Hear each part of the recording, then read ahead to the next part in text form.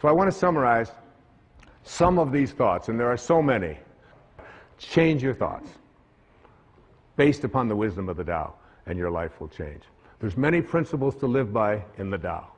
First, remind yourself that there is no way to happiness.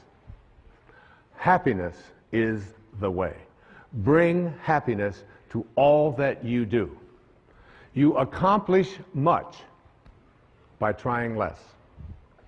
It's so inconsistent, isn't it, with what we lived in the Western world. But the less you try, when I go out and swim in the ocean, and I do it almost every day, I try to do between 30 minutes and an hour every day, being out there in that ocean. And I just get out there, and if I try less, my arms just seem to know what to do, and the breathing just all works, and and I can swim all day. As soon as I try, as soon as I struggle, as soon as I start trying, the minute that I move myself into trying, it's like if I were to take this little cap here and drop it right there and say, I'm going to try to pick this up. I'm going to try to pick this up. This is what Lao Tzu was speaking about. So all of this, all of this, all of this, all of this, all of this, I'm trying, I'm really trying, I'm really trying. All of this is called, in reality, not picking it up. That's what that's called, not picking it up. But when I just get easy and do less. See yourself, the Tao says, in everyone you encounter. A great lesson.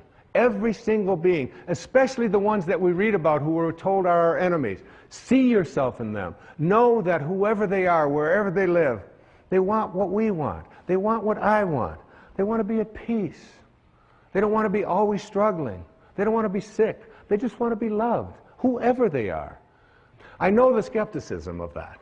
It's like, yes, but, all of the yes, buts. But if they got it too, see, Lao Tzu wasn't speaking to, well, some are going to get this and some probably won't. He was speaking to all of us. Trust in others, the Tao says, to know what's best for themselves. Trust in that. Trust in the pliability, the flexibility of your babies. God, those little babies, they're so great when they're like, 2 weeks old. You can take their foot, put it behind their neck, stick it around here like this, put it in their mouth. They're so flexible. I mean, you can do anything. You pick them up, you turn them upside down, you watch them when they're starting to learn to walk, and they run, crash, they go down into the walls and all of this, and you think, oh my God, this kid will never walk again. Up they go, and they don't. Trust in their flexibility. Live without attachment and be generous. Be strong by bending. By bending. We need to learn this in our lives. We need to learn this in the world. It's not so important to be right. It's so much more important when you have a choice to be right or to be kind. Always pick kind. Always pick kind. Practice radical humility. Live low.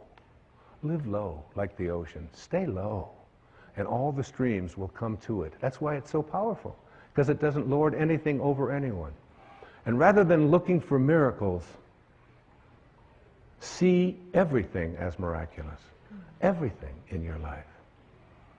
There was a man who had a Tao experience, what I call a quantum moment. His name was John Newton. He lived back in the beginning of the 18th century. And he was crossing the ocean. He was a slave trader. He had a ship full of human cargo that he was going to trade into slavery in the most hideous practice that was so common at that time in our history. And in the middle of a storm, on his way over there with all of these people, he was 22 years old or 23 years old. And he thought he was going to die, and he thought it was like he must have hit a hurricane or something out there that was before satellites could warn people. And while he thought he was in that state of dying, he took out a pencil and a paper, and he wrote on the back of an envelope, he wrote, I once was lost, and now I'm found. And it was grace. It was grace that taught my heart to feel. It was grace that brought me home. And when the storm was over, he had a moment. He reconnected to his source. Anybody out there can reconnect to the source, to the Tao, and become a being of Tao.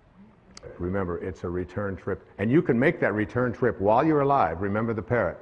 He knows much more than we did. And he returned back to Africa and he released the slaves, it is said. And for the next 55 years of his life, he shifted and became the most ardent spokesman as an abolitionist to abolish that hideous practice of slavery. That's what he devoted his life to it. A former slave, it's like going from Saul to Paul, you know, from being a person who crucifies and murders Christians to being the author of a big portion of the New Testament as St. Paul.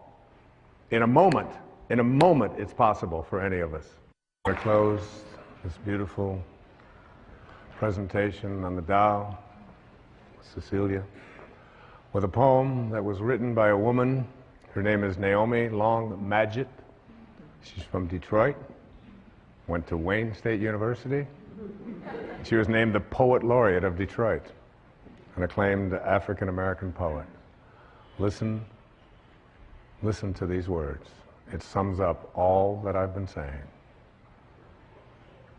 I wouldn't coax the plant if I were you. Such watchful nurturing may do it harm. Let the soil rest from so much digging and wait until it's dry before you water it. The leaf's inclined to find its own direction. Give it a chance to seek the sunlight for itself.